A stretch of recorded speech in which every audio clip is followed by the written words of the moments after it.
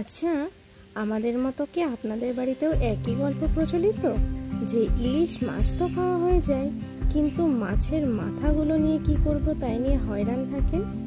চলুন আজকে একটা ইলিশ মাছ দিয়ে নিরামিষ একটা পদ বানাই। তার জন্য প্রথমেই আমি 400 থেকে 500 গ্রাম মিষ্টি কুমড়ো নিয়ে নিয়েছি। সেগুলোর খোসা ছাড়িয়ে লম্বা লম্বা করে কেটে নিলাম। কুমড়োটা সরু সরু করে কাটলে রান্নাটাও খুব তাড়াতাড়ি হয়ে যাবে। মাত্র 10 থেকে 15 মিনিটের মধ্যে এই রান্নাটা পুরো কমপ্লিট হয়ে যাবে, কথা দিলাম। কুমড়ো কাটা হয়ে গেলে এবার আমি দুটো ইলিশ মাছের মাথায় নুন হলুদ মাখিয়ে নিলাম।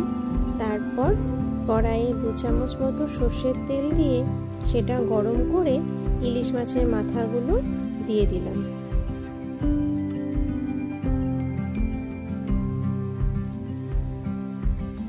মাথাগুলো যেহেতু ভাজতে বেশিক্ষণ সময় লাগেনি, তাই আমি 2-3 মিনিট মতো মাথাগুলোকে কড়াইয়ের মধ্যে এপিট ওপিট ভালো করে ভেজে নিয়ে তুলে নিলাম।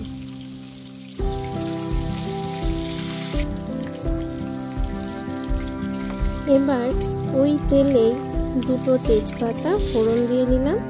তারপর 1 চামচ মতো 5 ফোড়ন, 5-6টা কাঁচা লঙ্কাও ফোড়ন দিয়ে নিলাম। সেগুলো একটু ভাজা ভাজা হয়ে আসলে কেটে রাখা কুমড়োগুলো দিয়ে দিলাম।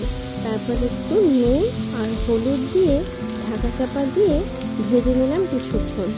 কুমড়ো যখন নরম হয়ে আসলো, তারপর ঢাকা তুলে তার মধ্যে ইলিশ মাছের মাথাগুলো দিয়ে খুন্তির মাথা দিয়ে একটুখানি ভেঙে ভেঙে দেওয়ার চেষ্টা করলাম। আপনারা চাইলে এটা গোটাও রাখতে পারেন।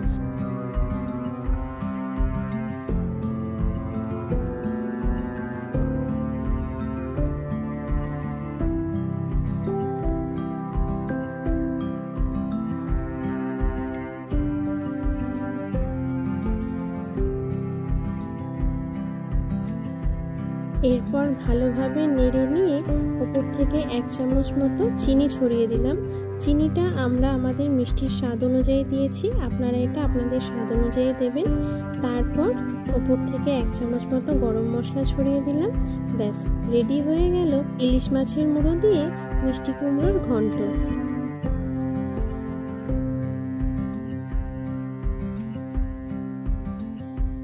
ইলিশ মাছ প্রেমীদের কাছে এটাও কিন্তু একটা জিভে জল আনা রান্নার পদ।